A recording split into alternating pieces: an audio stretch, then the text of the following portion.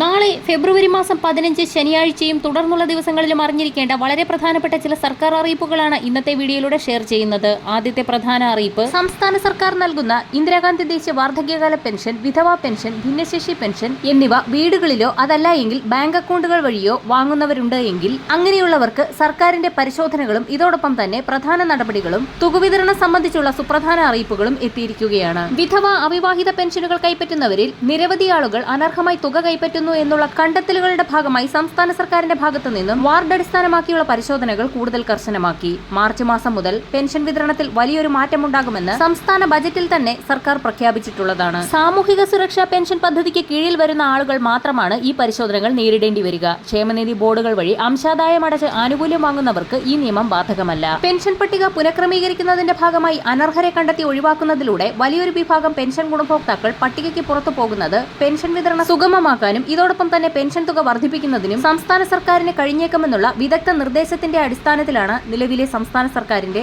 ഏറ്റവും പുതിയ നടപടിക്രമങ്ങൾ ആരംഭിച്ചിരിക്കുന്നത്. നിലവിൽ പെൻഷൻ തുക ലഭിച്ചുകൊണ്ടിരിക്കുന്ന എല്ലാവർക്കും ഫെബ്രുവരി മാസത്തിലെ തുക കൂടി മുടങ്ങാതെ തന്നെ എത്തിച്ചേരും. ഏറ്റവും പുതിയ വിതരണ ലിസ്റ്റിന്റെയും പുനഃക്രമീകരിച്ച പട്ടികയുടെയും അടിസ്ഥാനത്തിലാവും പുതിയ സാമ്പത്തിക വർഷം മുതൽ കുടിശ്ശിക തുക ഉൾപ്പെടെയുള്ള ആനുകൂല്യ വിതരണം ആരംഭിക്കുക. അടുത്ത പ്രധാന അറിയിപ്പ്, സംസ്ഥാനത്തെ പെൻഷൻ ഗുണഭോക്താക്കൾക്ക് പെൻഷൻ പരിഷ്കരണ കുടിശ്ശികയുടെ 4ാം ഗഡു അനുവദിച്ച് ധനവകുപ്പ് ഉത്തരവിറങ്ങി എന്നുള്ളതാണ്. ധനപെൻഷൻ വകുപ്പിൽ നിന്നാണ് ഉത്തരവ് പുറത്തിറക്കിയിരിക്കുന്നത്. പെൻഷൻ പരിഷ്കരണ കുടിശ്ശികയുടെ അവസാന ഗഡു ഫെബ്രുവരിയിൽ വിതരണം ചെയ്യുമെന്ന് ധനമന്ത്രി ബജറ്റിൽ പ്രഖ്യാപിച്ചിരുന്നു.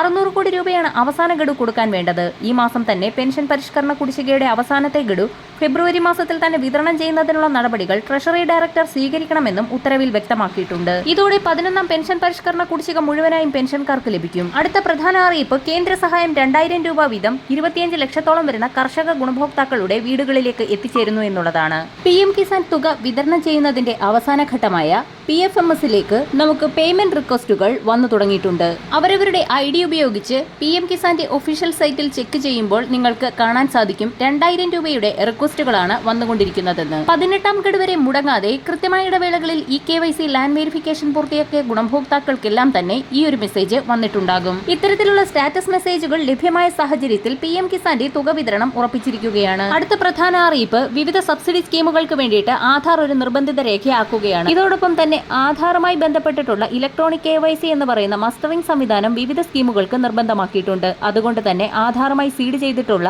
നമ്മുടെ ബാങ്ക് അക്കൗണ്ട് ആക്റ്റീവ് ആണോ എന്ന് പരിശോധിക്കേണ്ടതാണ്. ഇതോടൊപ്പം തന്നെ ആധാറുമായി ലിങ്ക് ചെയ്തിട്ടുള്ള മൊബൈൽ നമ്പർ ഇത് ആക്റ്റീവ് ആണോ എന്നുകൂടി പരിശോധിക്കേണ്ടതാണ്. 10 വർഷത്തിൽ കൂടുതൽ പഴക്കമുള്ള ആധാറുകൾ തൊട്ടടുത്തുള്ള അക്ഷയ കേന്ദ്രങ്ങളെ സമീപിച്ച് പുതുക്കിയെടുക്കേണ്ടതാണ്. പുതുക്കാത്ത പക്ഷം നിങ്ങളുടെ ആനുകൂല്യങ്ങൾ മുടങ്ങുന്നതായിരിക്കും. വരും ദിവസങ്ങളിലെ സർക്കാർ അറിയിപ്പുകൾക്കായി ചാനൽ സബ്സ്ക്രൈബ് ചെയ്യാൻ മറക്കാതിരിക്കുക.